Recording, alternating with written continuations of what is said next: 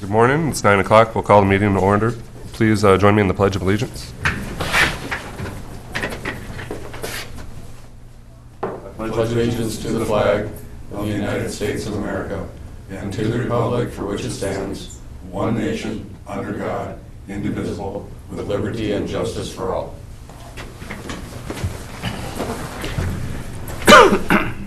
Thank you. An agenda has been provided before the meeting. Is there any additions or cancellations to the agenda? Mr. Chairman, I have several additions to make, if I may. At 9:30 a.m., please add County Attorney Demain Sandy.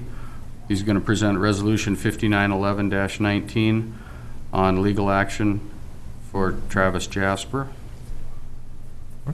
At 9:40 a.m., Highway Engineer Bergman will be here to talk about new road postings and list of deficient bridges, and also to set a new date for the postponed road and bridge hearing. And one more item under just additional items: appointment of Commissioner Johnson to the 2019 Transportation Work Group, and also add an alternate, Chairman Hollingsworth. So we have two representatives on that. Okay. Mr. Chair, with those modifications, I'll move the agenda. Second. All right, we have a motion and a second. Any further discussion? All in favor signify by saying aye. Aye. Opposed, the same. Motion carries. Next up, we have the approval of the consent agenda, which includes meeting minutes from February 12th, auditor warrants from 2/15/19 and 2/22/19, as well as hospital warrants in the amount of $589,000, or $589,059.07. Move to approve. And I'll second that. Okay, we have a motion and a second. Any further discussion? All in favor signify by saying aye. Aye. Opposed, the same. Motion carries. Next up, we have listed Travis Winter, engineer for Boland Mink, but I believe we have a different representative this morning. Good morning. Engineering. Travis is out of the office today, and he asked if I could come and speak to you for just a moment. What we have before you today is, in the course of the demolition of the school site, additional asbestos was found. They identified additional transite, which is a form of asbestos, in the welding booths. They also identified additional fire doors that will need to be disposed.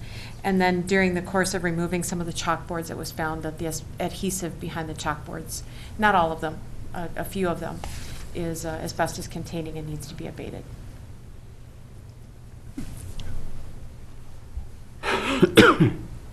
Okay, does anybody have any question? Do you think this is going to be it as far as additional findings, or? There's no guarantees with, I mean, obviously we didn't identify this before the demolition. The asbestos abatement, before we started, they did do testing throughout the site, and they did the places that we expect to find it, and they cored walls, but there is possibility we'll find additional, hopefully not. We did ask AET to take a look at the building at this state and do a full review. They didn't see anything of concern, but we can't guarantee that until the building's down that we won't find more. Mr. Chair, also, I can understand with the adhesive for the chalkboards that was unforeseen. You had no idea knowing that was behind there. Now, do I also understand that with the doors that it's a coating that's been painted on the doors, is that where that asbestos came from, or what was the concern there? I believe that the doors are solid doors, and that it's inside of them. Oh, so it's a fire door. It's actually inside fire there. door. Okay. Should we have known that ahead of time, or you didn't really know until you got into it? Because of the condition of the building, they had tested some doors. There was a lot of areas without good lighting, without the ability to see through very well. These were missed, and they had tested some doors. Those had tested negative. These were missed. Okay. Thank you. Okay. Is there any other information on, I don't know, just curious if you have any more information on how the process is going or anything? They are on schedule. Okay. Everything seems to be going well. This is a relatively minor issue. I know that as a dollar amount, it's not pleasant, but it is something that is manageable. We haven't found anything that was unforeseen in the building. For instance, we haven't found other hazardous materials that were not expected. Things are going well, and they plan to be done this spring, or this summer, I'm sorry, not spring. Okay. Well, Mr. Chair, I'll move that we approve change order number 1 in the amount of $17,218.35 for this additional asbestos that we have run into. I would second. Okay. We have a motion and a second. Any other further discussion? Okay. All in favor signify by saying aye. Aye. Opposed, the same. Motion carries. Thank you. Thank you very much.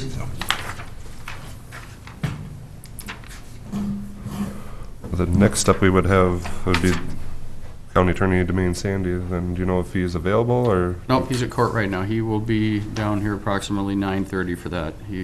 So we could hit, Mr. Chairman, do other items. Other items, okay. First up on there, we have personnel. Kathy, do you have anything to present? Thanks. Thank you.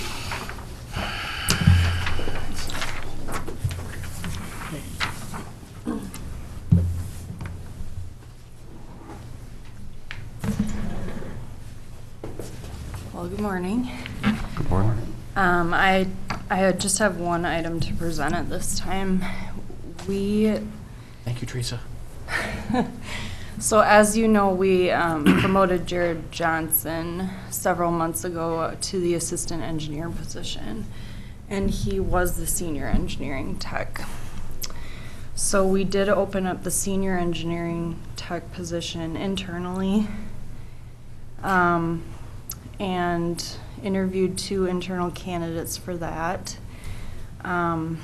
We have made an offer to contingent on board approval to Eric Hawk for the senior engineering tech position. And I'm looking for board approval to move Eric to that position, as well as approval on his pay increase. So for promotions, we try to be around, at least 5%. This is about 7%, but it's still less than $2 an hour. So the percentage sounds high. It's not a large dollar amount, I don't feel, for him to take on the additional responsibilities. But I have indicated what his current rate of pay is on there, and then their proposed rate of pay as well. Thank you. Is there a motion? Questions? I'll move that we approve this Okay. increase. Second. Okay. We have a motion and a second. Any further discussion? Yes. As far as yours, then, he's going to the senior tech position, so is he going to be on the 5-year experience of senior tech? How does that work? So they have added that into their pay plan, the years. Typically, we just look at the letters. I mean, I don't know if that's right or wrong, but, we kind of need to take into account his current pay and his current experience, and I if just you didn't know moved how him that to worked, step yeah. 1, he'd be making less than he's making now. You know what I mean? Yep. So, And there is experience, obviously, that carries over from him being an engineer tech to a senior tech. So it's not like Absolutely. he's coming in there as a brand new. yeah. So that does make sense, but it is taken into account. Okay. Yeah, this is very common when you're kind of in Transition. one of those career path positions where when you move up to the next kind of career ladder path, you're not going to come in at the bottom of the range. You're going to come in, a little bit higher than what you're currently making. You're going to usually be about halfway up the range. So Just curious, how many years has Eric been with the county? he's been here 5 years, I Okay. believe. Yep. I think you're right. Okay. I'm just curious. So. All right. Any other further discussion? Mr. Chairman, Kathy and I did talk about this, and both felt, and I did too, that this was a reasonable salary for him at this point. Yep. Yeah, and I think Eric's qualification, he's well qualified for the position, so Yeah. he's done very good work for the county. He'll be very good in that position. All right. Any other further discussion? Okay. All in favor signify by saying aye. Aye. Opposed, the same. Motion carries. Thank you.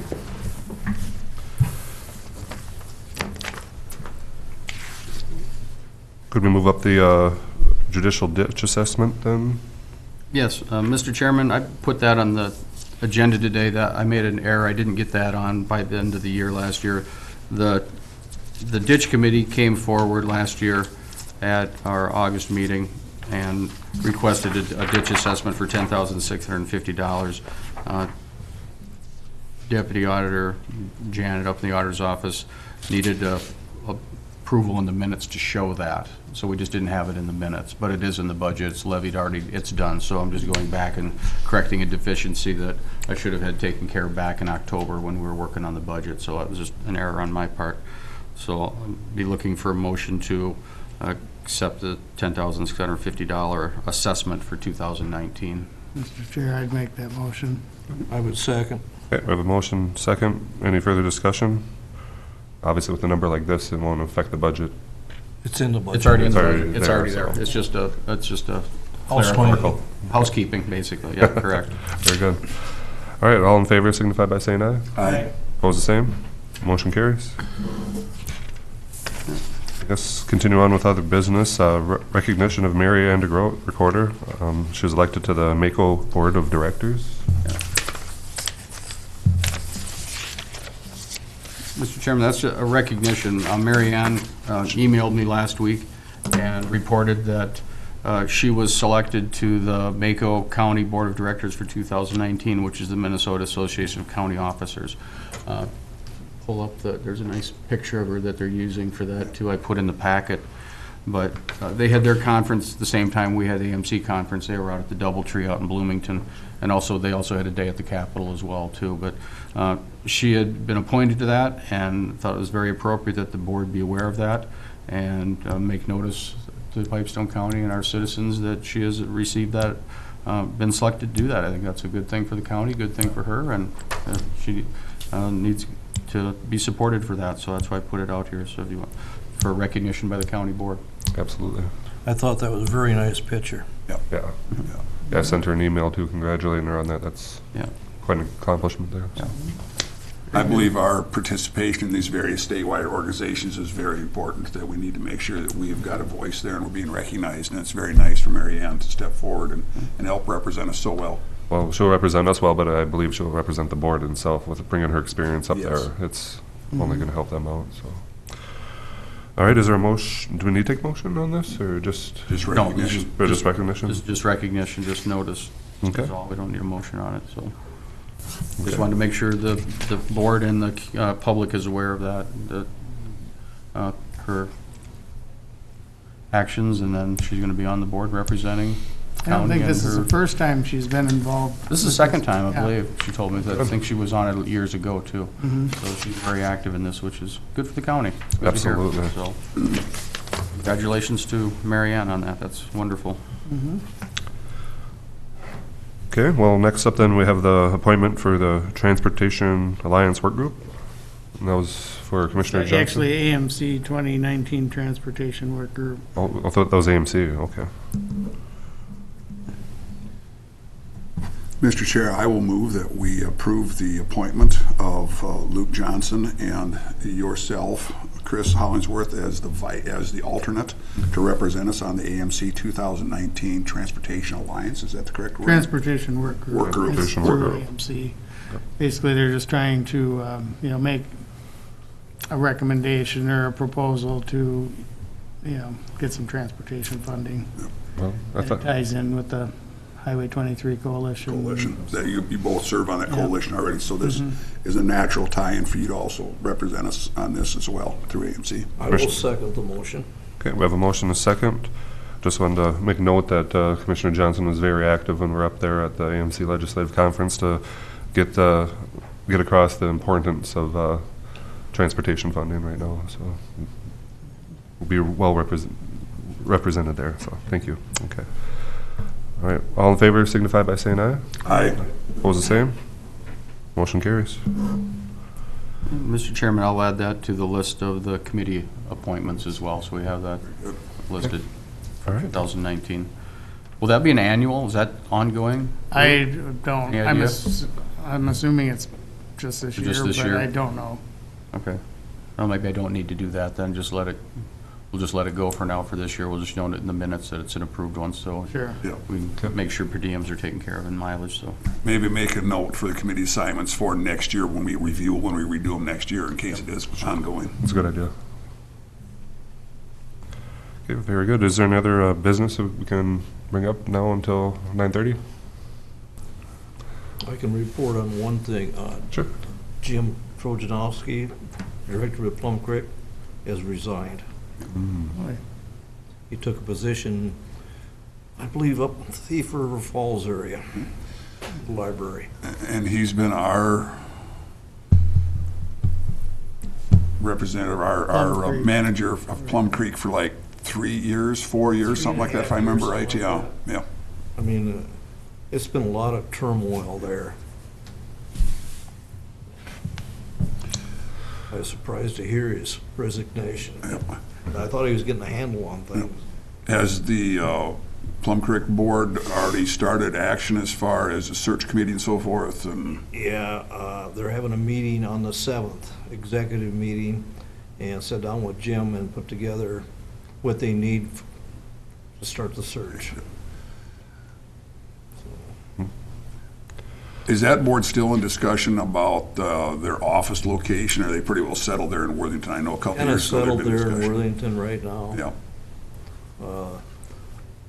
Been a couple changes made in front of the building to divert water. You think that'll work based on how much snow there is? This is gonna be the test, if they've done any good. Nobody really wanted to spend any money on the inside until we had an event to find out if what we'd done Right. was gonna work, Right. before we spend money on the inside. I think we'll have a good test come spring. It depends how fast it wants to leave. But the sad part is, the site where the building is, I think is level with the lake. The road is a little bit higher. Right. Yeah, it's kind of been a hole, isn't it? Yeah. I guess we can take a recess till 9:30 till County Attorney Domain Sandy's ready. So, 9:18. okay, it's 9:30. We'll reconvene the meeting. Next up, we have County Attorney Domain Sandy. I believe it was Resolution 5911-18. 19. 19. There we go.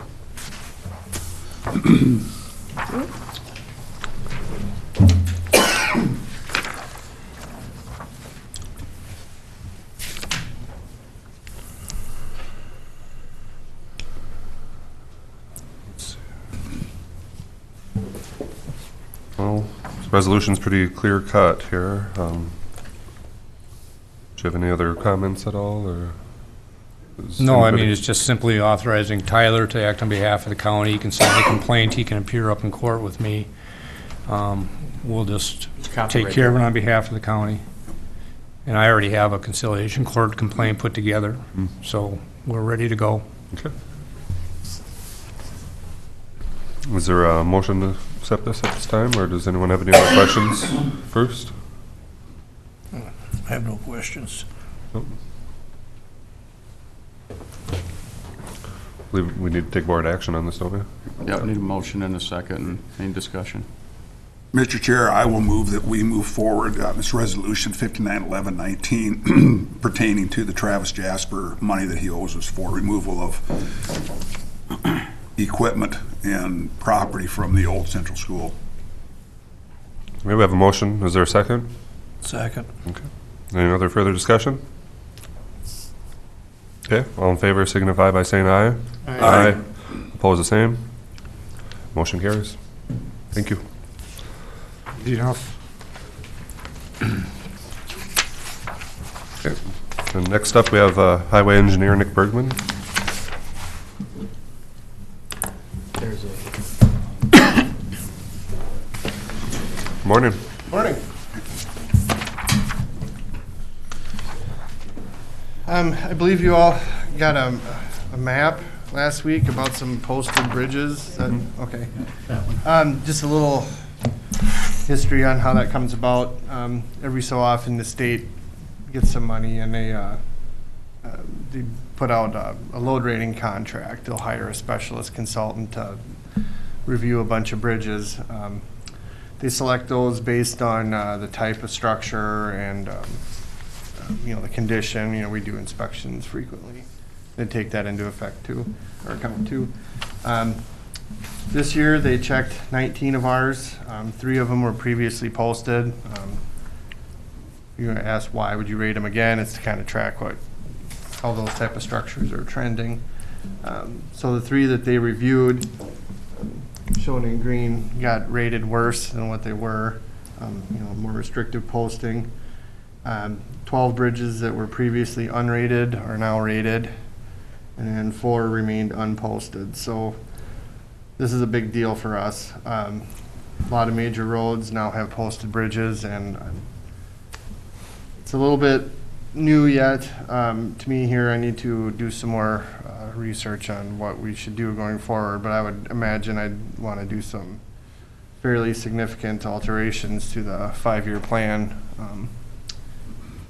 As you'll see, for example, if you look south of Woodstock, our County Road 18, that's going to be posted down to a 32-ton limit on like an 18-wheeler truck, and that's a main road into Edgerton. So, and then just south and east of there on County Road 3, that bridge is being posted down to an 8-ton total limit. So we won't even be able to drive a plow truck over that. So. Then by Hatfield, another one with a 32-ton total limit. Just west of Simplot on their only 10-ton route in. So, When you say you can't drive a plow over it, how do you plow the road then? that's exactly. That's the problem. Yeah, that's the problem. Yeah. So, Like you'd have to do it with a pickup or something, or? yeah, I suppose. We have 30 days to post it. Once we get the official notice back from them, we know what it's going to be. Right. But I'm hoping that they take a little bit to get us that official notice, and then we can wait right till the end, and hopefully we're done plowing by then. Otherwise, yeah, I don't know what we're going to do about it, So it's a big deal. Luckily, that one, we have plans ready to go on it. So it wasn't we weren't planning on doing it till the next year. But I'm going to recommend moving that one up on the 5-year plan to try to get taken care of this year. So, Nick, that one in particular with the 8-ton one, how did that show on their previous inspections? This didn't just happen overnight. Well, what we inspect, we kind of inspect condition, and that kind of goes into the state's formula, and they kind of pop out like a rating on it, but that's not a load posting rating. We get this company, they had to do this, they specialize in that stuff. So, it hasn't been rated before. So it's never been inspected before other than by us? Correct, yeah. Okay. But what we're doing is we're not calculating a load rating. Right. We'll look for like deterioration, if something's starting to bow in there or something, that goes Sure. into our report, and then that kind of goes into the sufficiency rating, it's called, and we kind of use that somewhat to determine when we replace them. So then did the state have this contractor inspect all of our bridges in the county? No, 19 of them. 19 of them? Yeah. And what criteria did they use for making that list? It's partially the type of bridge, like if it's an old timber bridge or a cast-in-place concrete box or whatever it is. They look at different types, and they select them somewhat based on the rating that's produced by our inspections on the condition of them. So, Have you had discussions with the state DOT then on the hardship it's going to place on us going from what we thought was a usable bridge to absolutely can't do anything with it overnight? We need a little more planning than that. We asked, we talked back with this company again about that one rated to 8 tons and tried to get them to, reconsider or whatever. And it's not like we're ignoring our responsibility here. We know that it needs to be addressed, but they have to be a little more realistic. You can't just go overnight. You can't use it anymore. There has to be a little bit more common sense applied here. Well, they're saying that's the condition it's in, so that's how it's got to be. So, but luckily we have that one surveyed, sized, plan signed. ready to go. Because it was already on your plan. Yeah, we Yes. had planned on doing it in a couple of years, so we're just trying to be ahead of it, Right. luckily. So, It'd be worse if you had a semi go through it and then Yeah, pay the talked about it after the fact. Oh, yeah. yeah. So, we'll spend some time trying to see how we can get things fit into our budget, and then I'll be back, it's, probably in the near future to try to, adjust that 5-year plan then, so. I understand at 10 o'clock, right? Yeah, Todd Jasper has a feedlot meeting, and he lives right next to that bridge is the problem, so. I planned on bringing it up then. We called him yesterday to kind of let him know it was coming, so he wasn't blindsided today, but it's gonna be a real inconvenience for him, so. Okay. Are they able to use that county line road to get trucks in? There's no posting there to my knowledge. Spring load postings, but after that, I don't know of any posted bridges or anything there, so. And we'll go over this again a little bit at the road and bridge hearing, so. Oh, Nick, the one over on the side of the map, is that by Island?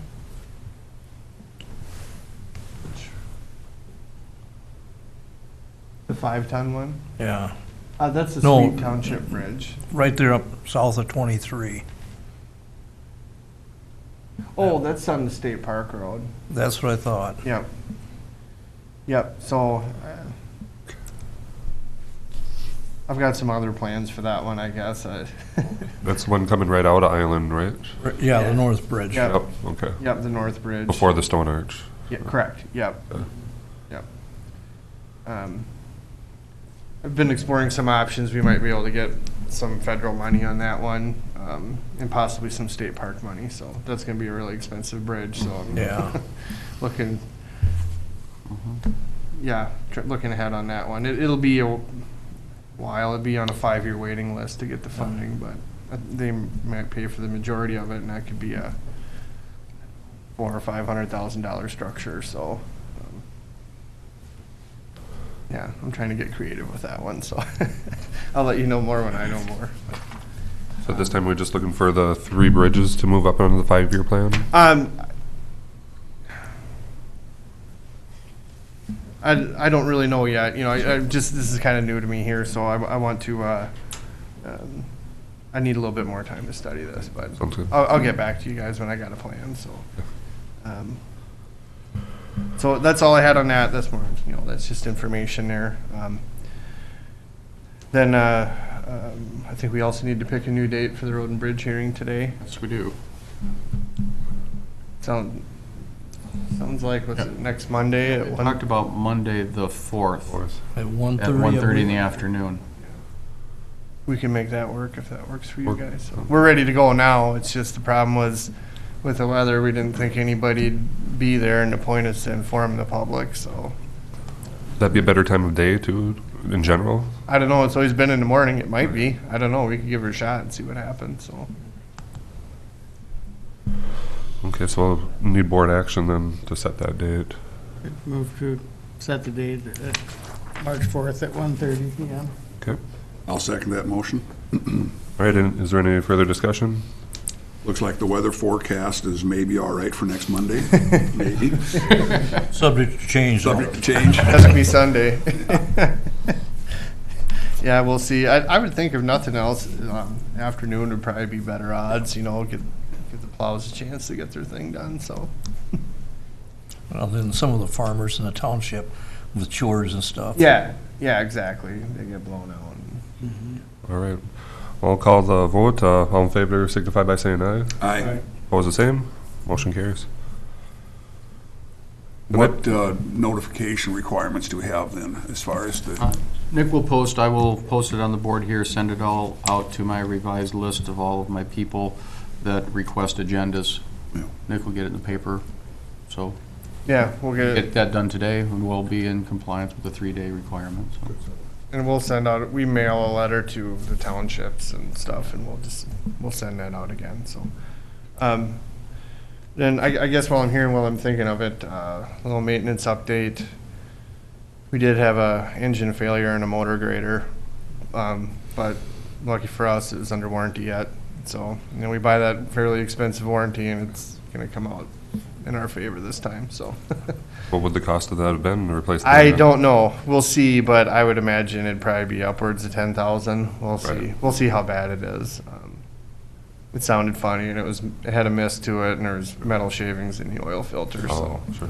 but they did give us a loaner. So, This is one of the John Deere units, nope, this is a cat. one of the cat units. Yep, 2014 or 2015 model, I think. So, And still under warranty, yeah, we buy that. extended. Yep. For I can't even remember what the warranty costs, but I mean, this could be easily be a $10,000 to $15,000 repair. So. Bet that doesn't touch it. What's that? Maybe not, I don't know. I'd imagine it'd be at least that. We'll get the bill, so, I mean, they'll zero it out, but we'll get to see what it is, so. So, if you hear about that, yep, it happened, but it's under warranty, so. The replacement unit that they gave us to use, is that under warranty as well too? Or do we have to pay for that replacement? No, I don't, If it- I never asked, I don't think we have any obligation to that. That's part of that. Yeah, it's actually a wind tower blade, one they used on the Stone Ray project, so. It's a newer machine, so. Nice machine, yeah, it looks just like the one that we, that we need the repairs on, so. All right, nobody else has any questions? I had a phone call last night from a farmer. He was wondering if he could get reimbursed for his time opening the roads. I had a phone call about that this morning, too. I have to do some research on that. I don't know if we've ever done that before. I couldn't give him an answer either. Yeah, I'm sure there's value to it to us, but I just wonder, like, well, are we gonna get 20 bills then, every time it snows? Well, guys, if you do it, you're really gonna have to police it. Yeah. So, does any of you remember anything like this? I don't recall it ever being done. Okay.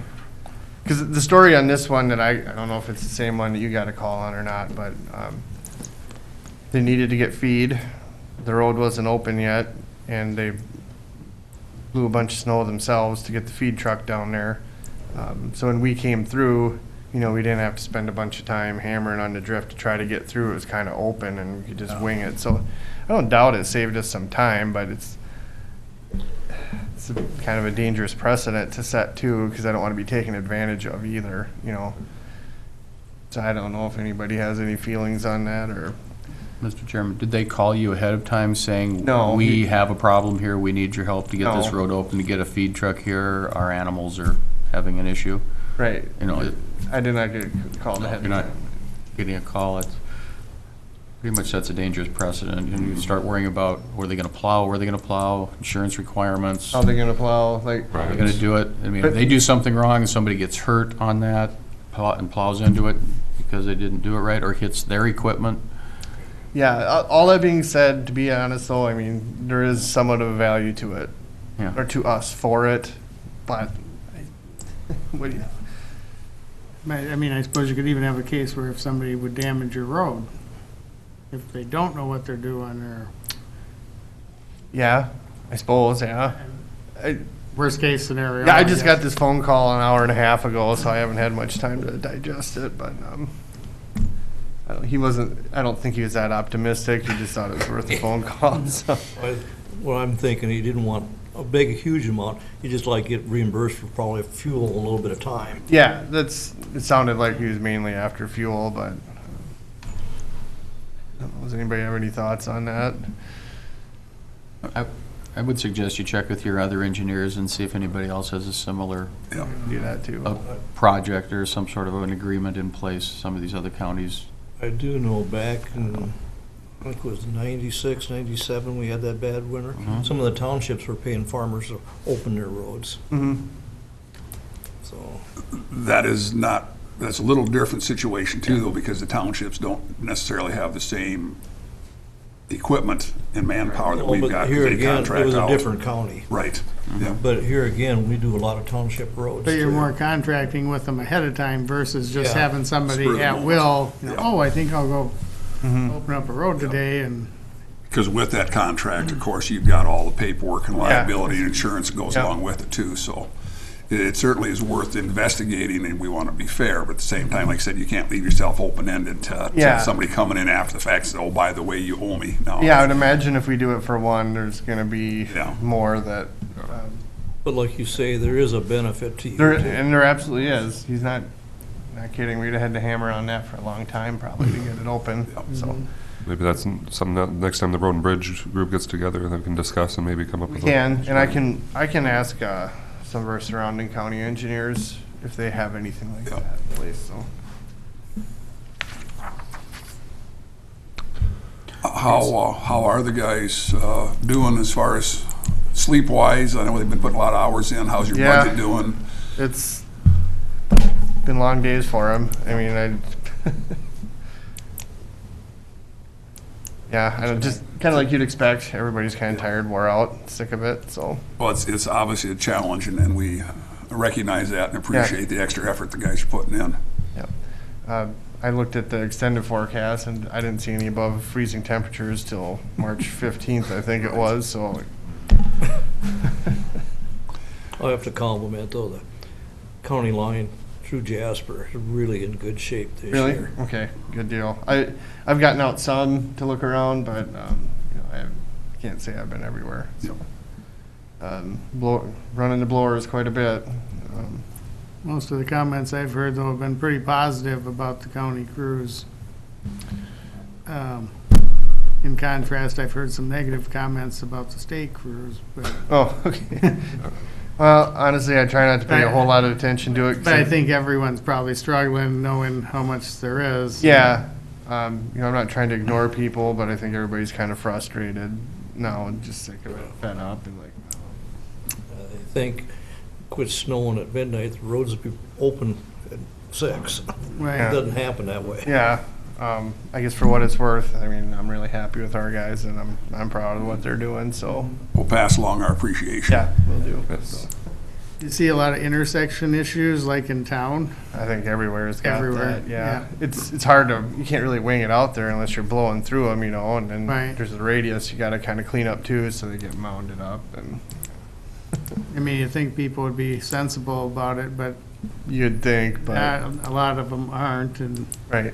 even in town, you see issues where, really, I mean, you think you'd be a little cautious when you can't even see people coming and. Yeah, you'd think, but yeah, I don't know. I mean, that's a whole nother battle in itself. If you want to go out and start cleaning those up, it's, Right. We're just focusing on getting roads open now. We have a number of roads closed today yet. Right now, we're out. We think we'll get all of them, but one opened up. So Spring will be a challenge too. yeah. I'd kind of, as much as you'd like it to get nice out, we almost kind of need it to go slow so we don't end up with some flooding. So, but it's still actually, believe it or not near as bad as 96, 97. Oh, yeah. And we looked up some numbers and like, whoa. So that's all I have for right now, unless anybody else has any questions for me. Anybody? Okay. Well, thanks, Nick. All right. Thank you, Nick. Thank you. Thank everybody for the job they're doing.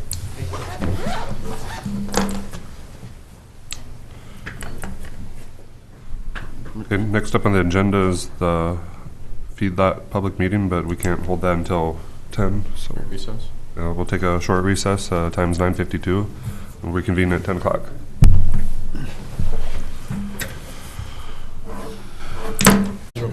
Yeah, basically, yeah. All right, it's 10 o'clock, we'll reconvene the meeting. They're covered with snow. Scheduled at 10, we have Adam Mossafort, SWCD Conservationist. We have a feedlot public hearing for Todd Jasper, Burke Section 36. Yep, so we received the application on January 24th for a 2,400 head swine facility at the location you showed. You can see it on the map there. This is Brevin Jasper, who will be the day-to-day contact or operator of the facility. Just your basic 2,400 head typical barn. We received the manure management planning, all that's complete, and the concrete pit plans along with that also. So we have all the components necessary and went through the noticing process. So if you guys have anything additional or if you had anything you wanted to add.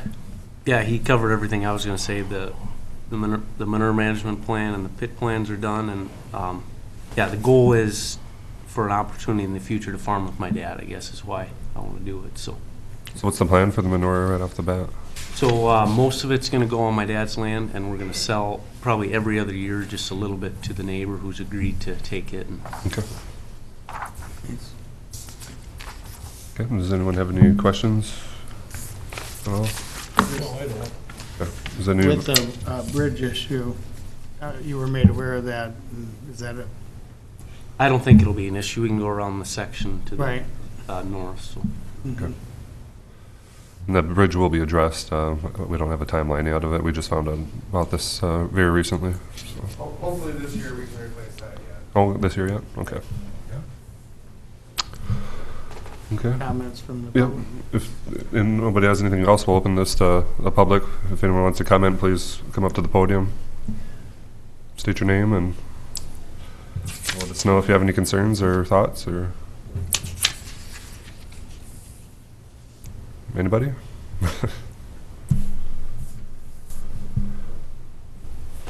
Okay, well, I don't think we take formal action on this. This is just a public hearing for the purpose of public comment. So if nobody has anything, I think that's all we have for you guys We'll today. just go through the waiting periods now and then issue the permit once all those are complete and forward from there. So, thank you. All right, thank you, Thank you gentlemen. very much. Yep, good luck. Good luck. Thank you.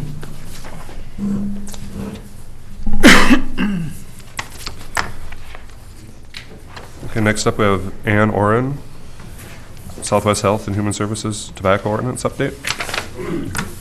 I did see you sneak in right before the public hearing, so. I do have. I think Les asked me to talk about some e-cigarette kind of trending things that are happening. Sure. Back first part of January, I got a text from Edison talking about we gotta get together and talk about some issues. We have businesses in town selling a lot of equipment that probably shouldn't be out in the open. So Edison and I met, and when we met, we put a phone call into Ann and talked a little bit, and then Ann and Jen come down, the end of January, something like that. And Yep. we met and went through some ordinances and then done a little bit more talking, and then we tweaked things, and we decided to ask Ann to come back today along with Jen Nelson, and Ashley's here too, I see. And kind of show what's out there that so many kids are using. It's become a problem in just about every school in the county.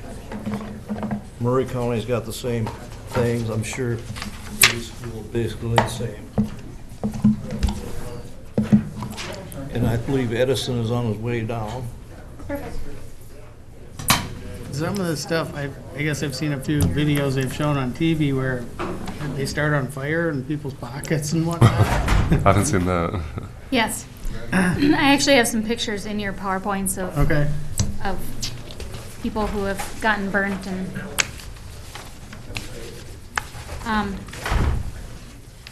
so the PowerPoint is like 8 pages long, and I won't go through everything that's on there, but I will give you some of the high points.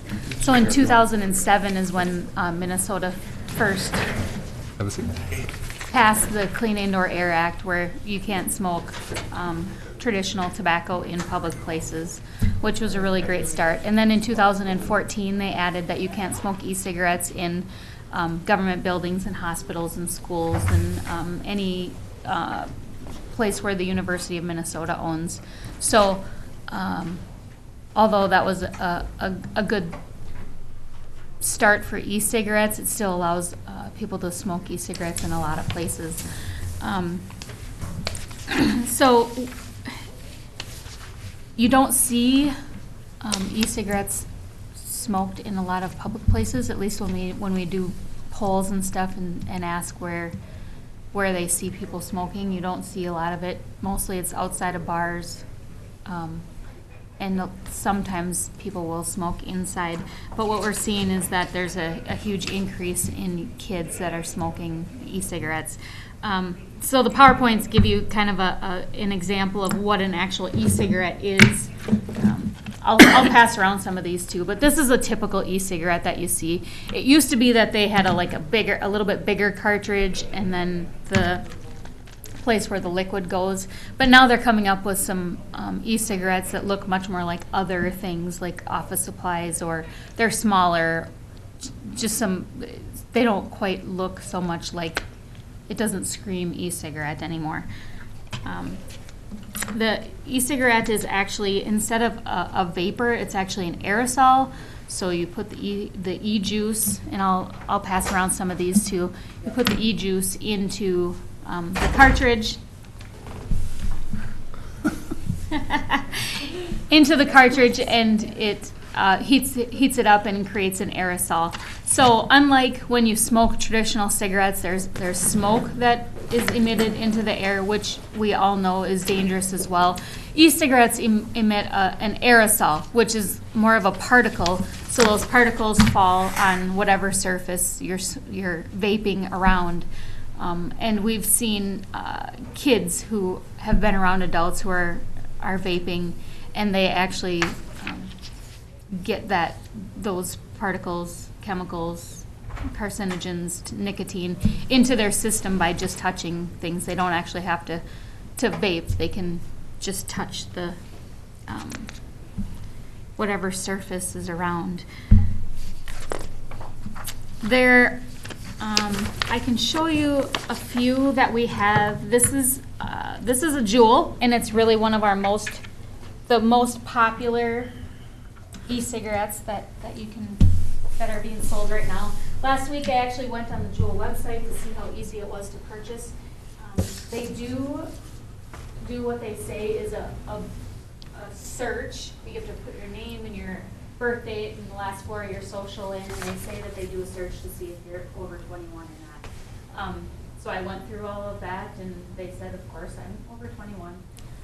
But then, that was last week, like Wednesday or Thursday, I think I've gotten 15 emails from them since, with coupons and deals on the, sorry about my email, Southwest Health and Human Services, but I'm getting all kinds of Juul stuff now.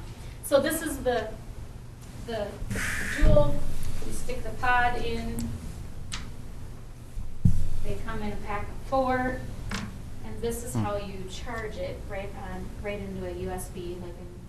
So if a kid was charging it in their laptop, many parents wouldn't have any idea. Look like a Wi-Fi antenna. Yes, it does. I thought the same thing. Or a flash drive with your homework on it, right? Yep. Here's a good. This is one of our newest products that we've seen. It's just a sweatshirt. It's a very nice quality sweatshirt. There's a little zipper here. And this is actually an e-cigarette as well. You would put the end of that Juul onto here, and then you can inhale through this string. So really, you're just vaping through the strings on your sweatshirt. Are you going to do it? I'm not going to do it today. She done it up in Marshall.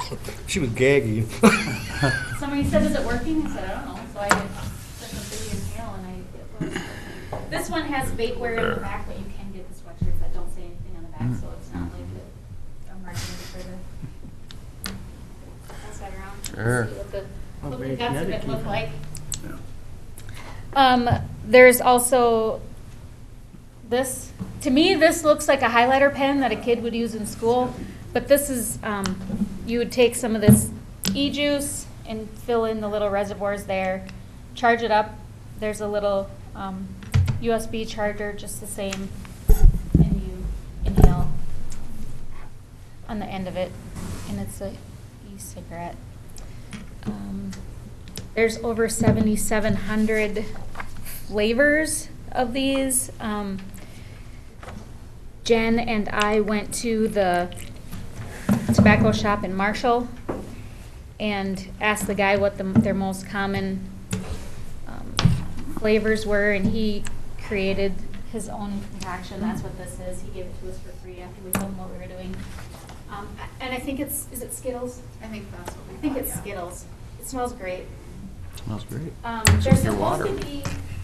They're supposed to be childproof. That one that we got is actually not chocolate. I'll start with you. That one's cotton candy and this one's Coca-Cola. And they smell exactly Sure does. like they sound. Yeah. Like I said, there's over 7,700. There's bubble gum and tutti frutti and pina colada, but they're clearly, many of them are clearly marketed towards youth. There's not a lot of middle-aged men that are out seeking cotton candy flavored e-cigarettes or nicotine. I have a few more. This I found, if everybody's familiar with the Minions, the little cartoon characters, this is actually a wrap for that jewel. So you can get cartoon character wraps to put around them to make them even look more So clearly, there's marketing towards children. Minions. Yeah, no, there's a lot of adults that have no idea what a Minion is, but I think I got this for $9.99 on Amazon. We're also seeing, although these products have been around for a long time, the little cigarellos, Swisher Sweets, there's Maui Pineapple, Water Freakin' Melon. What we're seeing is that kids are taking part of this out and putting in marijuana and smoking that, because then they get flavored marijuana. And then we also have the wraps, where you can just buy a wrap and you can put in whatever flavor, either marijuana or nicotine. You can buy your pipe. But this wrap is blueberry flavored, so. Now, circling back to those e-cigarettes, as law enforcement, have you guys see like illegal substances? Because I've heard over in like Colorado and stuff, they have a very similar thing, but with like marijuana oils and stuff like that. Are we seeing that coming through here too? Yeah, so earlier in the year, we intercepted a package with just under 400 THC cartridges, and they don't look any different than ones that you would buy. So recently we're seeing those out on the road as we're arresting people. We're seeing just a cartridge, and it's smoked on an e-cigarette like this, and it has THC in it. So they're actually we're field testing them. They're positive for THC, sending them up to the lab, getting those results back too. So we are seeing them on a local level coming around. We also heard when we've been doing presentations to a bunch of schools around the area, and we heard that parents are buying e-cigarettes for their kids to help with their ADHD. And so we looked into that a little bit more, and what I'm hoping is that they're not, I'm hoping that they don't buy them at all. But I think what we're seeing is that you can purchase essential oils in a vape pen. So this is frankincense and yang yang, but it's orange flavored, and you can, but when we purchased it, the instructions very clearly say you're not supposed to inhale it. You're supposed to bring it in through your mouth and exhale out your nose without bringing it into your lungs. I think that would be a very difficult thing to teach a child to do if you're using that. I think there's some probably better ways to deal with the effects of ADHD. I did speak with a teacher from the Bellevue Learning Center last week, and he said the same thing, that there's parents who are insisting that their kids are allowed to vape while at school as part of their medical treatment. And what they're having them do is, like, you're going to have the kid go off a property, and you're going to have to give it to them if that's what you feel, and then they can't bring it onto the property because they're a public school, and so they can't smoke. I think that was I think it was about $20.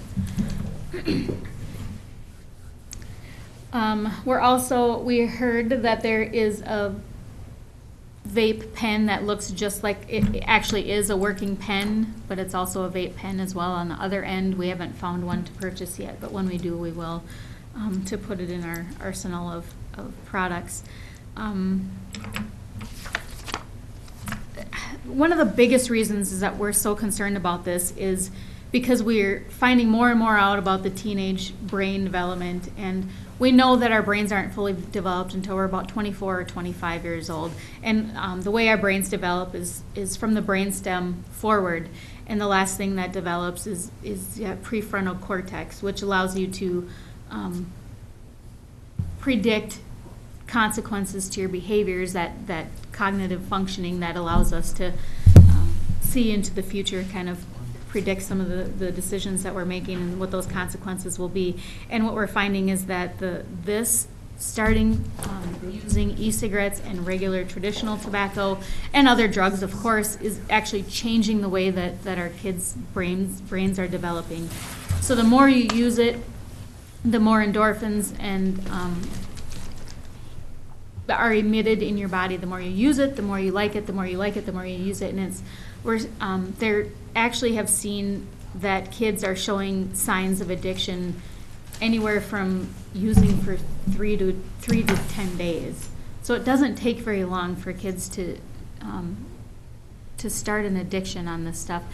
And one of our coworkers said she was in Denver, I think, for a couple of weeks, and a family member of hers, I think health education, he's going to school to get his master's, and he was using an e-cigarette, and she asked him why, and he said, well, it was to lose weight, and he was just going to do it until he graduated from college, and then he was going to be done. And it is marketed that way, that it is not as unhealthy as regular traditional tobacco, and it's being marketed as a cessation device. We really frown on using it as a cessation device. They're not FDA regulated. So although this says 15 milliliters and it's 18 milligrams of nicotine, they're not FDA regulated, so you actually have no idea how much nicotine is in each one of these. So if you're using it for a cessation device, one time you purchase may be getting less nicotine, but the next time you could be getting more nicotine. And we've seen a lot of people do testimonials where it's help them quit smoking. But more and more what we're seeing is now we have dual users. So we have people who can't smoke traditional cigarettes indoors or in the car, or they feel like it's, we know that that's dangerous. So what they're doing is they smoke regular cigarettes outside when they're able, and then they're smoking e-cigarettes in the car around their children and indoors where they feel like it's more socially acceptable. So we're finding that people are dual using and they're actually getting more nicotine than if they were just smoking traditional tobacco. Some of the other health concerns, one of the slides that you have in there, we're seeing that people are getting popcorn lung, which is a rare form of lung disease called bronchiolitis obliterans, and it's caused by inhaling chemicals that inflame the bronchioles in your lungs. It was actually started because factory workers were actually inhaling artificial butter flavor that was being put on popcorn, and so that's why it's called popcorn lung. But we are seeing that with e-cigarette use as well.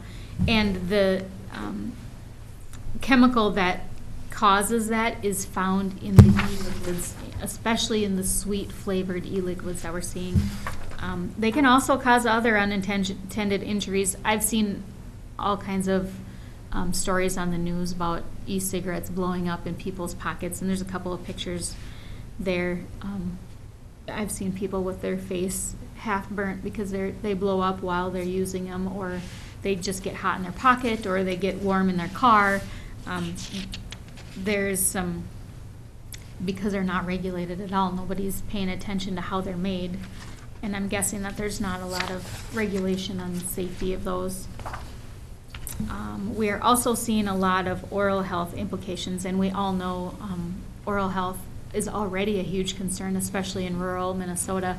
We don't have the dental services that we need just for regular prevention and maintaining our mouths, but this is causing even additional more headaches, bad breath, gum recession, disease, dry mouth, ulcers, burning. So we're seeing some additional health concerns orally as well. So why is there such a huge increase in e-cigarette use? Well, part of it, I believe, is branding. I'm seeing more now that I've been searching and doing some research on e-cigarettes. I see more in my social media and stuff. But unless you do that, you don't see those commercials like on your Facebook or other social media pages, but kids do. So they have algorithms to find out what their target market is. And if you ask a middle schooler if they've seen any marketing for e-cigarettes, Juul, any of these products, more than likely they will know exactly what that product is and they'll probably know how to use it. Marlboro just bought 35% stock of Juul, so they obviously see the writing on the wall that this is going to be, the use of traditional tobacco is going down, but the use of e-cigarettes is going up. So we have kind of a dilemma as far as our marketing, our prevention work goes. We're kind of up against the big tobacco marketing, and they spend billions of dollars a year on marketing. So if you can see on the slide that says why the increase, you can see that there's a lot of regular traditional tobacco that is tied to e-cigarette companies. And like I said, I tried to purchase last week. Some of them it's much easier to purchase than others. Some you just click, they say, are you over 21? And you click yes, and then you can purchase. Like I said, with the Juul, it was a little bit further. You had to give your address and your birth date and the last four of your social, and then they said that they did a search. I haven't done it with information for a younger person to see if it would still go through or not, but it was $49.99 for the starter packet for the Juul, which was the one that looks like a USB drive, and then 4 of the, what they call, these are called pods, and they're 4 different flavors.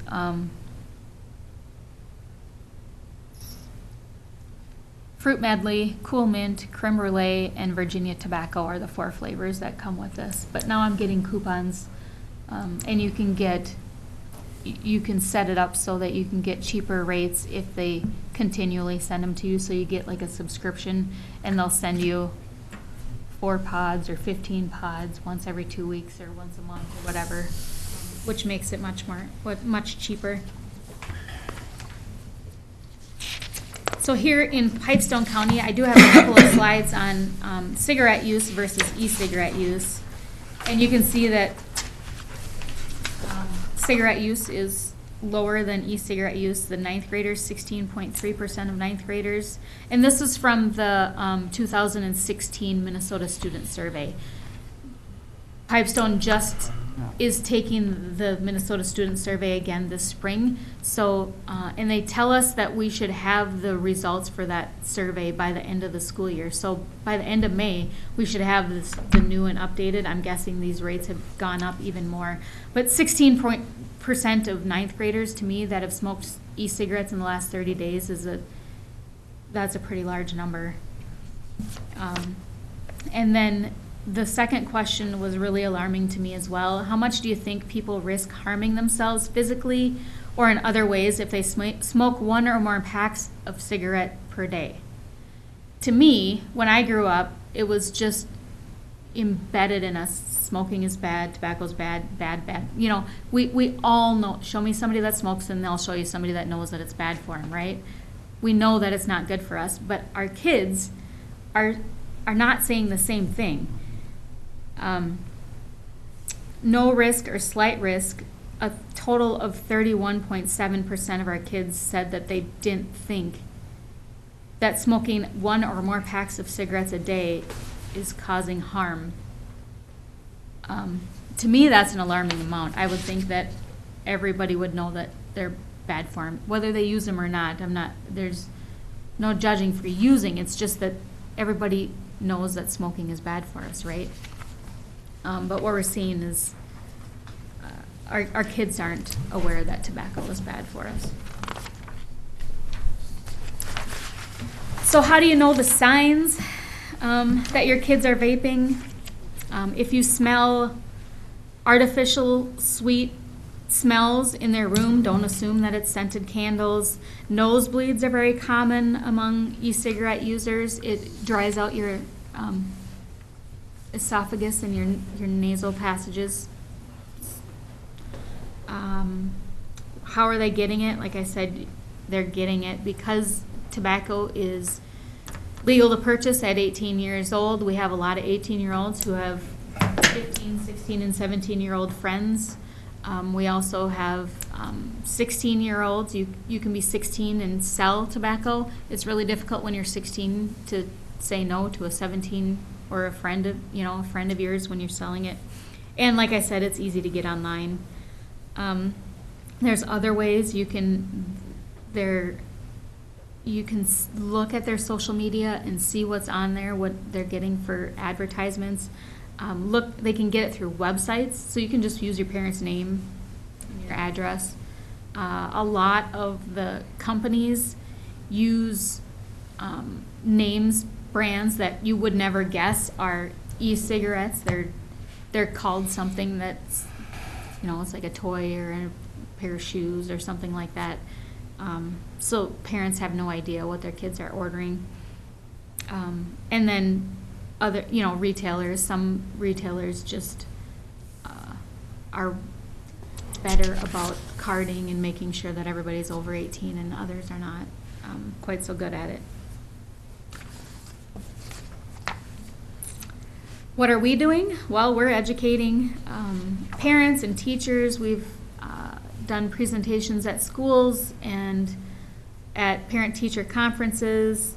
We're working with some youth groups so they can talk to their peers about the dangers. We offer free quit smoking resources. Jen does a Freedom from Smoking class that we can set up for those who are trying to quit. We're also educating people on the Clean Indoor Air policies and the Freedom to Breathe Act. Actually, right now in legislation, there's 3 different bills that are 2 of them are heard today. One's in the Finance Committee, and I think one's in the Senate.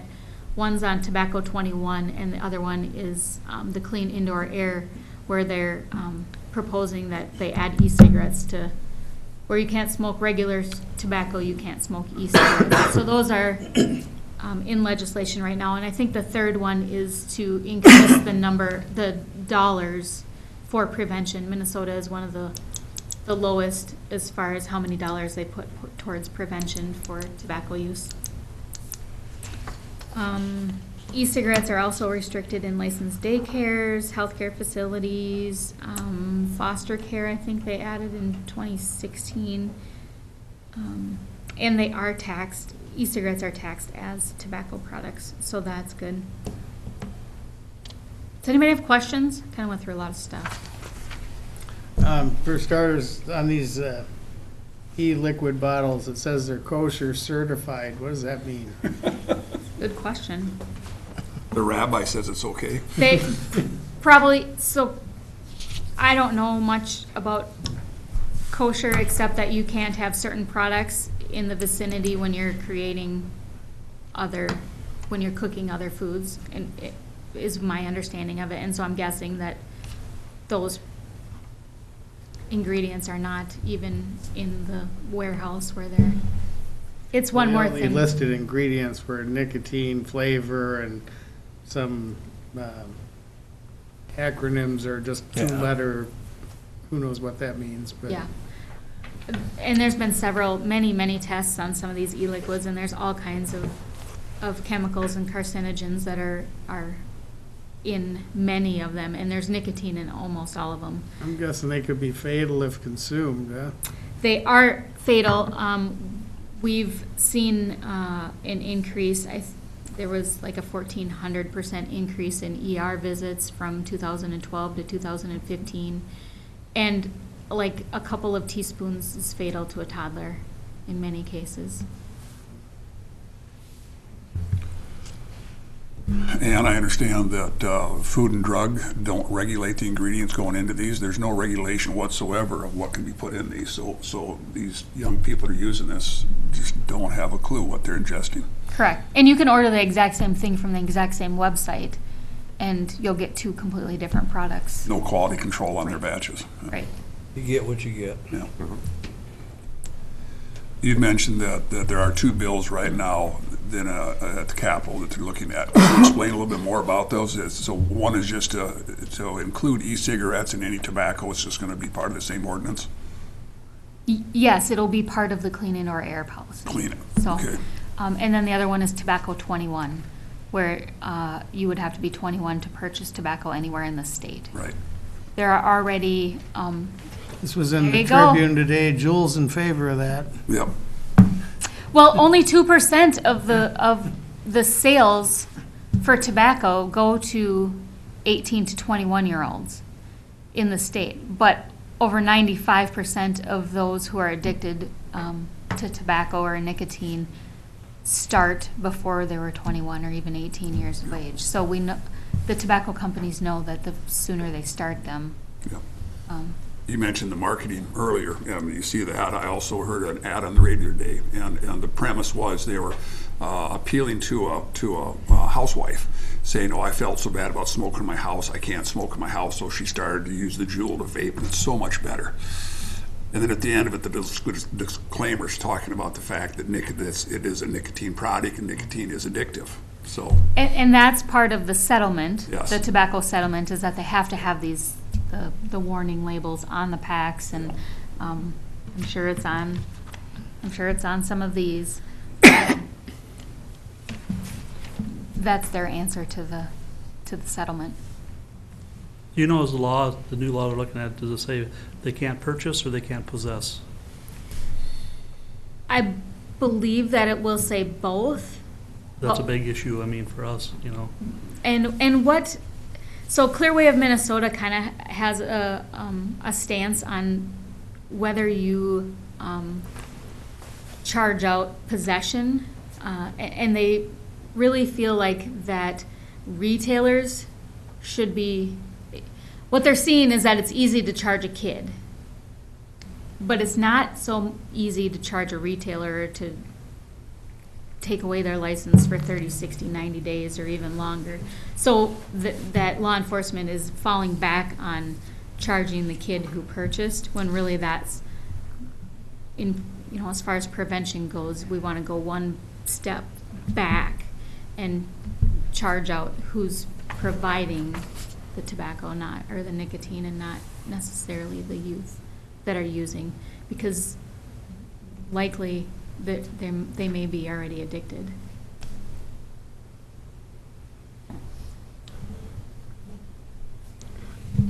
Just a comment. I'm just blown away that a third of high school kids don't realize that smoking is harmful, when it's been common knowledge since the mid-1960s that smoking is, you know, hazardous to your health.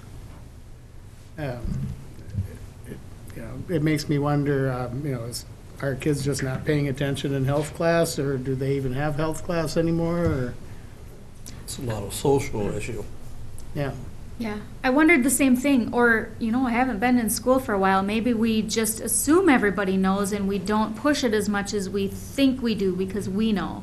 Right. I don't know what the answer is, but clearly there is a gap in perception versus reality there.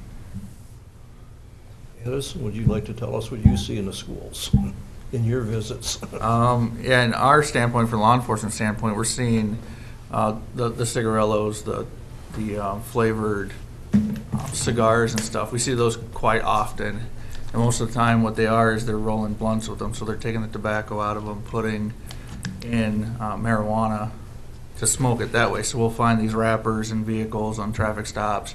We'll find loose tobacco all over the place. We'll see they're buying them. They're pretty cheap to purchase. 3 for 89 cents. So they're cheaper than a candy bar.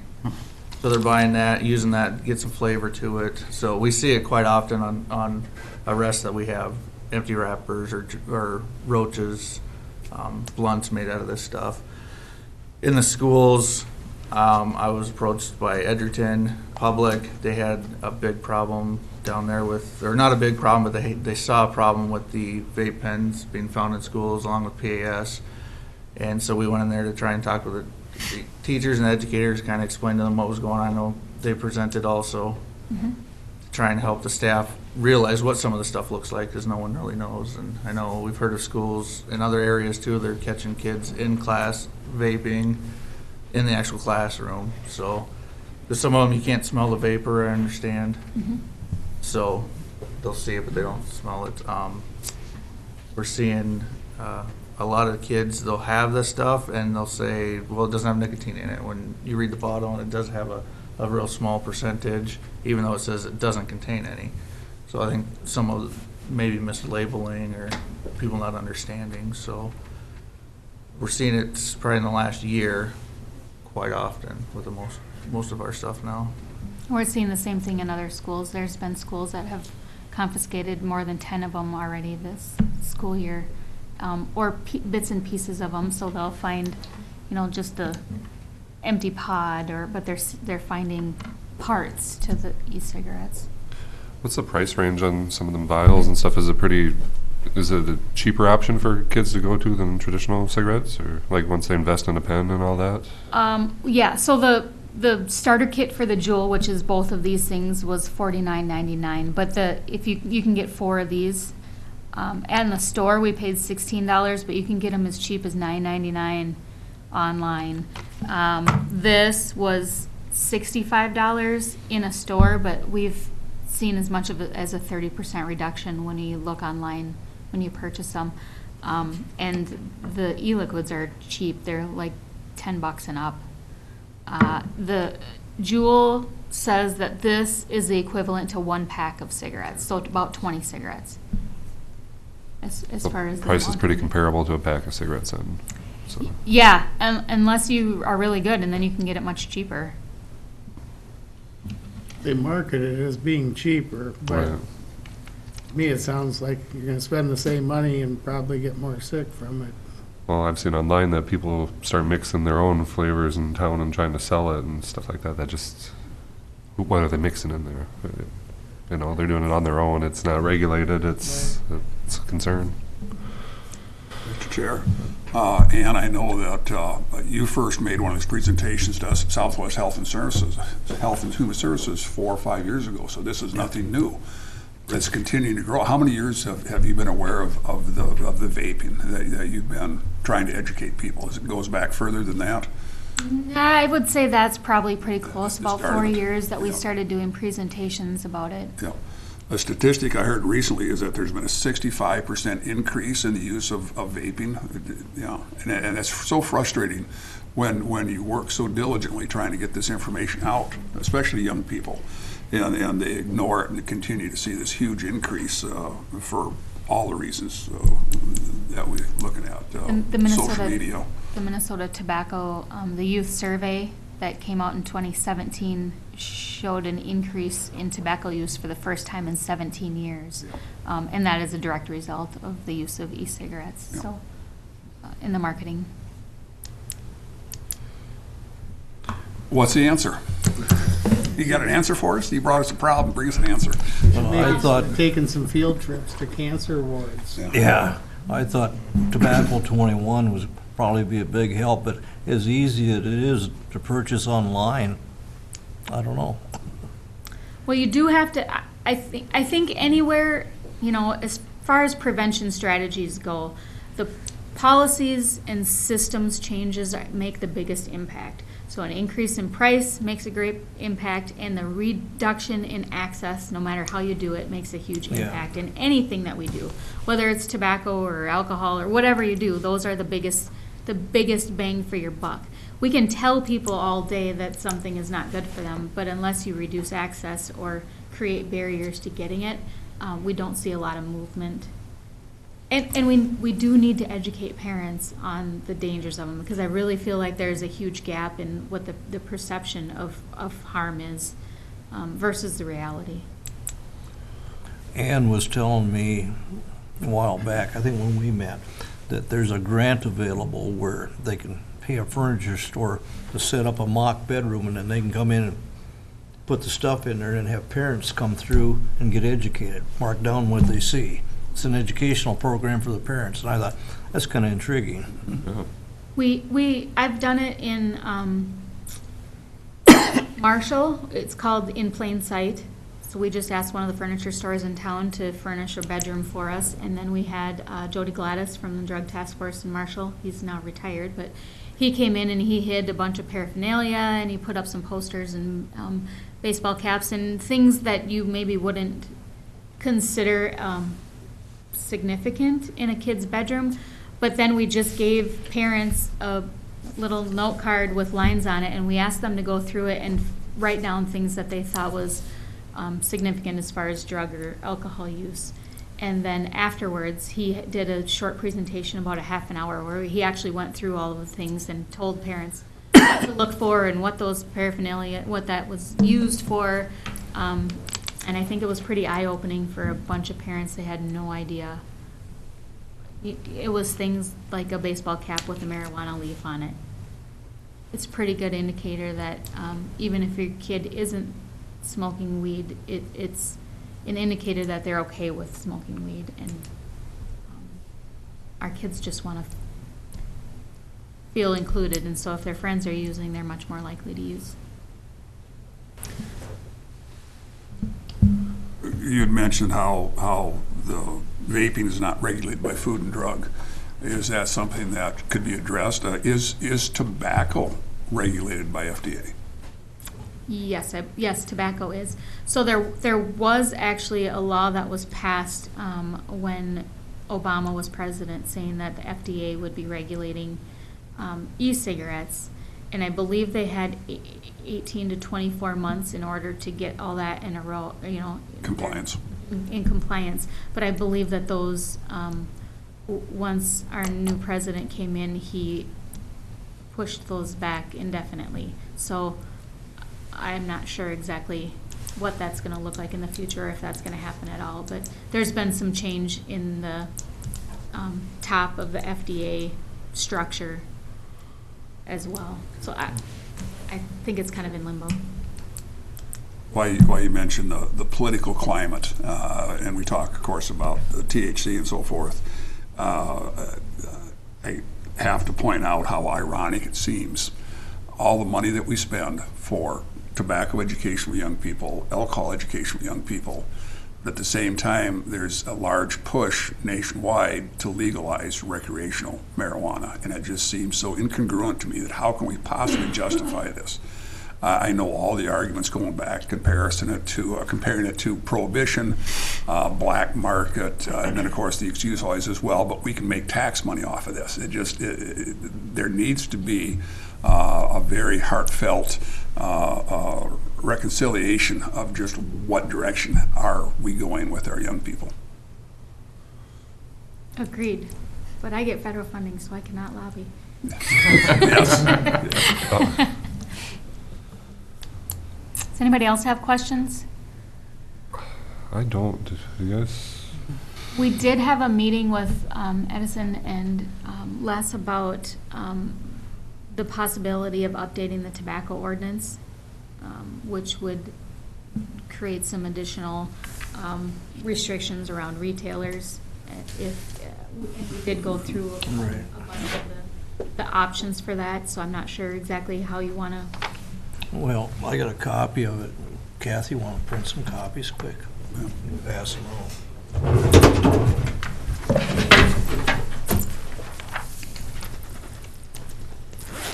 Because we passed the tobacco ordinance here, or was that? We cleaned that. A year and a half, 2 years ago? The clean air ordinance. I think you updated your clean indoor air, or you created a clean indoor air, but I don't believe that you. There was parts of the tobacco ordinance that we felt would have been restrictive for our retailers as far as the 16 limit for, or actually it was 18 limit for selling. We felt that would be very intrusive on our gas station people, not be able to hire kids to work at the gas station because they'd have to choose between having tobacco or having kids that are working. We didn't find any updated tobacco ordinance, so I'm not sure if we just. I don't recall, and I asked Carol too, and she didn't recall either, but I think we just did a clean indoor air, and then we let the tobacco ordinance sit as it was. And I think we modified the clean air to include the e-cigarettes. Correct. And I think that was the only action we took. And then you added a 10-foot leeway to all entrances and exits, and so that was great. Yep.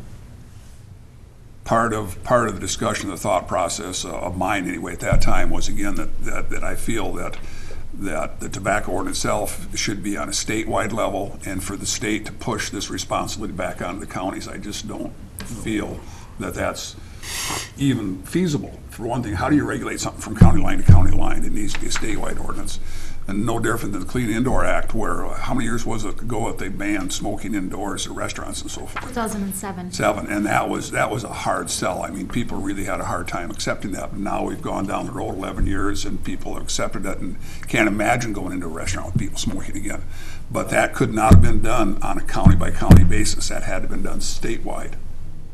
And there's this tipping point where in the clean indoor air now, more than 50% of the state is covered by where e-cigarettes are no longer allowed in public places. And I think that we've finally maybe hit that tipping point, and that's why we're seeing it move further than it ever has in our legislation right now. So I'm hopeful that today goes well at the state capitol and those move forward without counties having to make those decisions. But it's a little bit frustrating because of the fact that our statewide political leaders are more influenced by lobbyists and by other influences that sometimes they just cannot make the decision that's right for the people because of the other influences. Yeah. But there are more states now going to a tobacco 21 law. Yeah. I think there's 6 states and over 350 municipalities and counties that have gone tobacco 21. And the return on investment, the reduction in kids using has been amazing. I mean, it's going to save a lot of money in healthcare. Do you happen to know offhand of those 6 states that have adopted the tobacco over 21, how many of those 6 states have also adopted recreational marijuana? That's a good question. I'm not sure. Well, I know Virginia was looking at it, and I don't know if they passed it yet. But that's a big tobacco state. Yes, it is. Yeah. But one of the problems here, being a border county, we deal with one side, a whole different set of regulations. Mm-hmm. And I know it's, veering off subject somewhat, but if it were to be legalized, how impossible would that be for law enforcement to be able to ensure that we don't have impaired drivers out there, especially with the THC we put in these vape pens? It would be next to impossible to assure safety.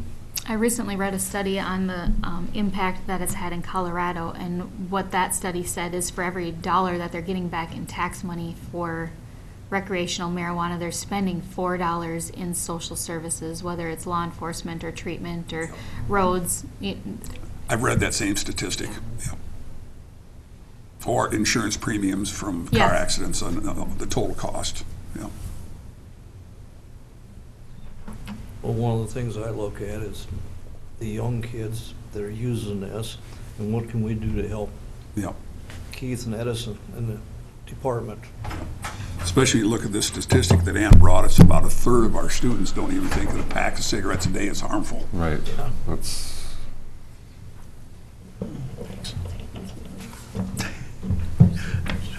Well, I'm being ready. Is this one that goes back to like 2000? Thank you. This is hot off the press.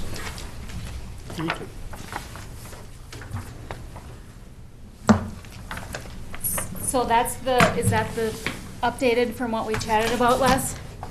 Yeah, this is one you sent me the first of the month. Okay. So what you have in front of you is, what I did is, when Les contacted me, I did some research on, thank you, the tobacco ordinance. I went to the Public Health Law Center, and they actually have a kind of a gold standard ordinance that they use, and it puts in everything that you could put in to make it the most restrictive. And I created a bullet point of all the changes that could be made, and Les and Edison and Jen and Ashley and I went through them and kind of talked about what they thought could go in and what could stay out. I think some of the in my opinion, some of the easier ones could be increasing your fee schedule. So that fee schedule is really supposed to reflect how much money it takes for you to do compliance checks, tobacco compliance checks. Jen did some research, and I don't remember what yours was. It was. We have to have their charge. Was it $50? Do you know, Steve, what retailers pay for their license? Gosh, I'm not sure. Right offhand, I'm sorry. It's just enough to pay the fees. I think it was, I believe it was $50, but what we found is Redwood County charges $100, Rock is $170, the city of Marshall is $150, the city of Tracy is $125. So really that amount could increase a little bit to make sure that you're at least breaking even on the cost of doing those tobacco compliance checks. You could set a minimum price for the cheaper cigars, and then create that they have to be in a package of 5 or more. That's common. We don't have the authority to actually charge a fee for the stuff, do we? To like create a tax, Right. a separate tax. You can create a minimum price for products like this, but I don't know that you can set a percentage tax in addition to. So just as an example, you could set the minimum price at $100, and if they sell none at that level, then oh well. You Too could. bad. You could. Something to think about.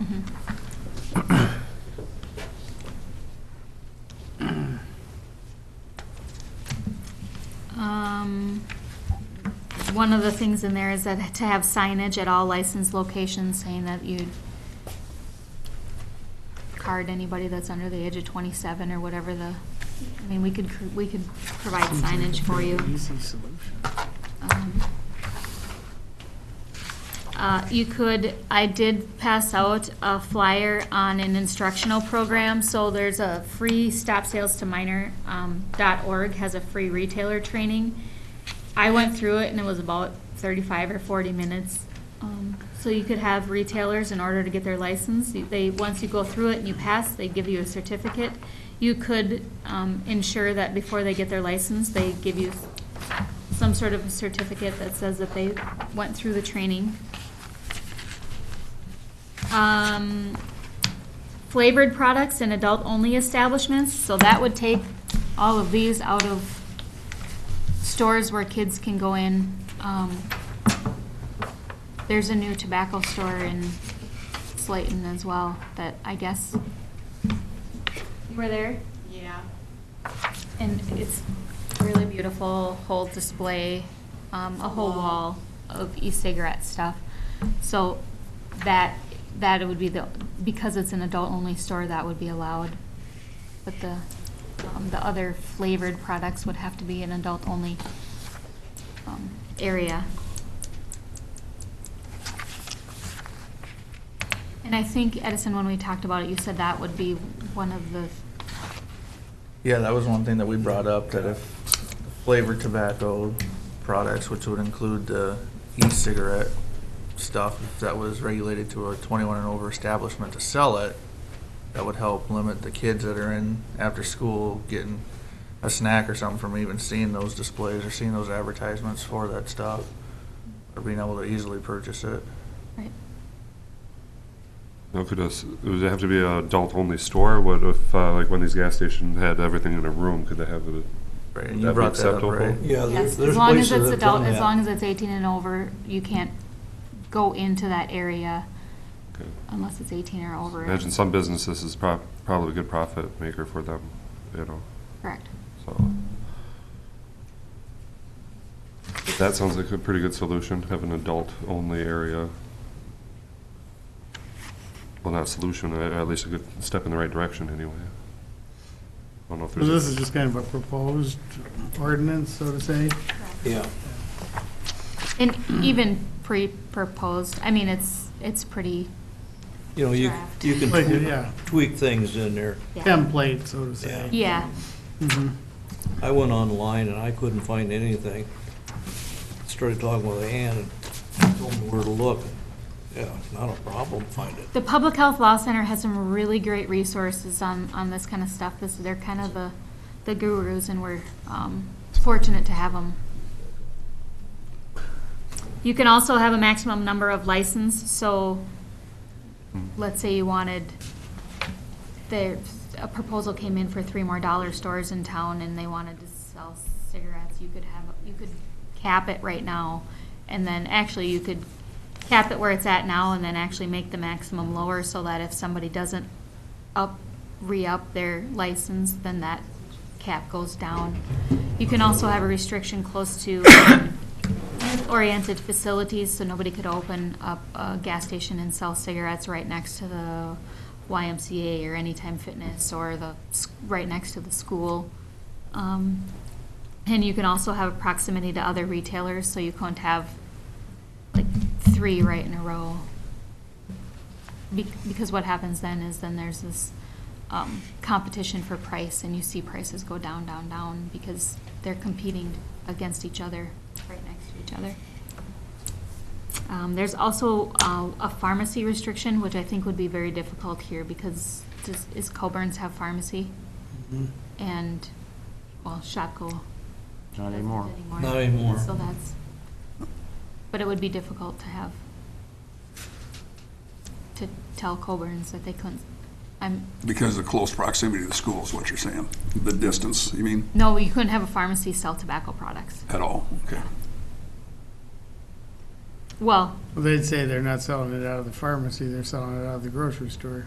correct, but it's all under Coburn, so I think it would, yeah. So those are just some things to consider. Legal age, we've talked about increasing that to 21, passing tobacco 21 here, or increasing at least the age to sell the retailer to 18.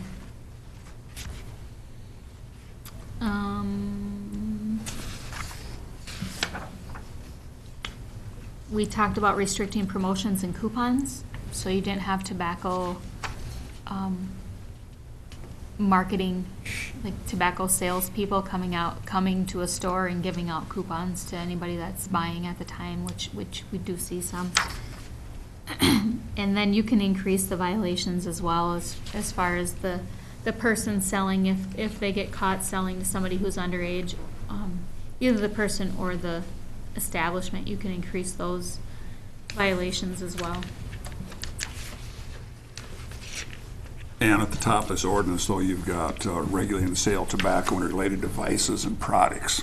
So what all is considered a device and product? So is vaping considered a device and a product? Because it's not tobacco, in some cases, it's chemicals. In 2014, e-cigarettes was included in the definition of tobacco products. Okay. So yes, all of the things that I showed you today would be included in that definition. Just thinking out loud, do we have the authority to ban totally vaping, sales of vaping products in the county? I know that's a little abstract.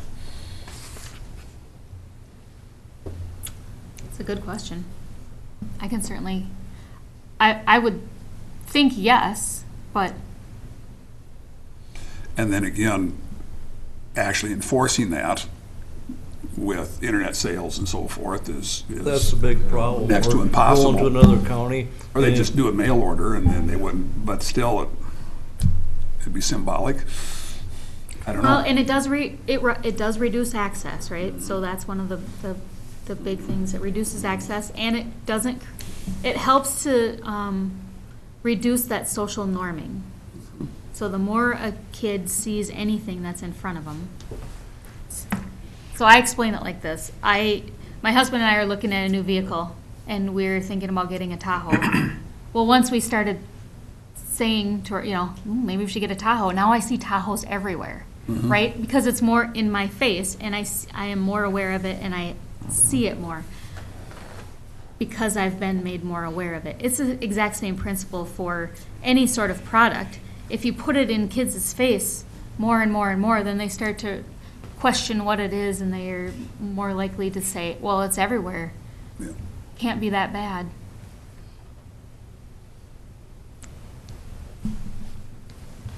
So those are some of the things that we discussed. I did create kind of a bullet point that I can forward to Steve as well if everybody wants to look at.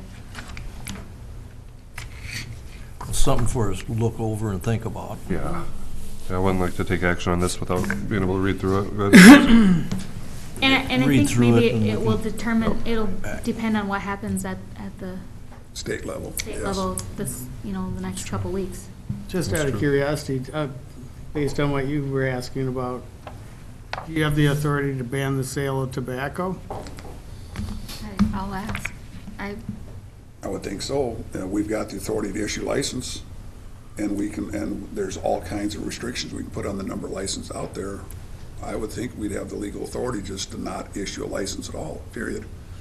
Again, realizing that would be symbolic because people are still gonna get tobacco, they just won't be buying it here. It will decrease. I mean, Just more curious, and, yeah. Then what impact would that have on our retail? or would this people? pushback from the state because they're getting a good chunk of money from tobacco tax in general? Would state not be very happy about that? I don't know. How many licensed establishments do we have in the county? There's not that many tobacco licenses out there, I don't think, is there? I think there's more than you think. I bet. Every convenience store, grocery store. Bars, yeah. We can check with Tyler on that. Kathy did check. Our annual license fee is $100. it is 100, okay. Yes. Thank you. I guess that would be another way that we could regulate it too. If we can set the license fee whatever we want, we can make it astronomical so nobody could afford to get the license to do it. But again, is that the right way to address this problem?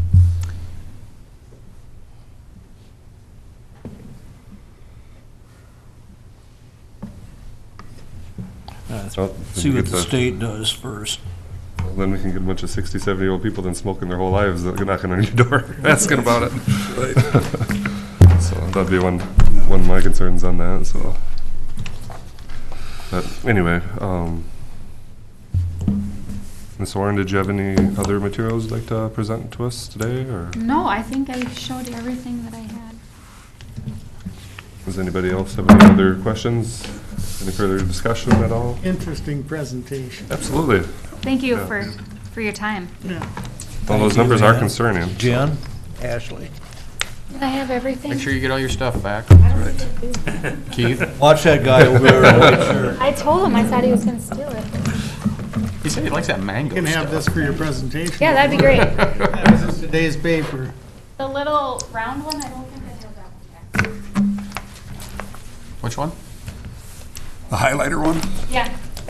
The highlighter, I didn't see the highlighter come Oh, around. it's right up here. It was on the other side of my. Yeah, like you're gonna start smoking.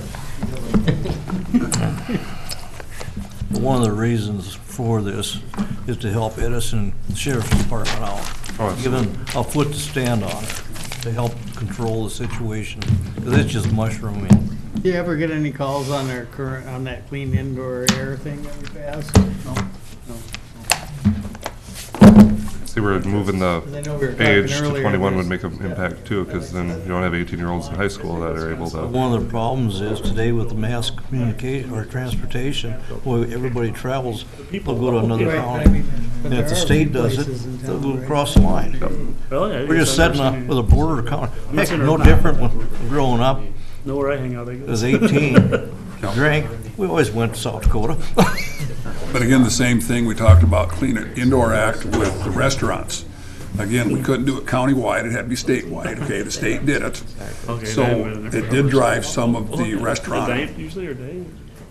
patrons out of state for a while, but now the other states have adopted the same thing, so it is, with time, it does get better. And it didn't hurt the restaurants because they lost this clientele, but they picked up this other. That's right, Yep. yep. Thank you. Thank you. Thank you, Ann. But they are trying. Was there any other business to come before the board today? Chairman, I have nothing else for you today. I will move to adjourn. Second. A motion second. Any further discussion?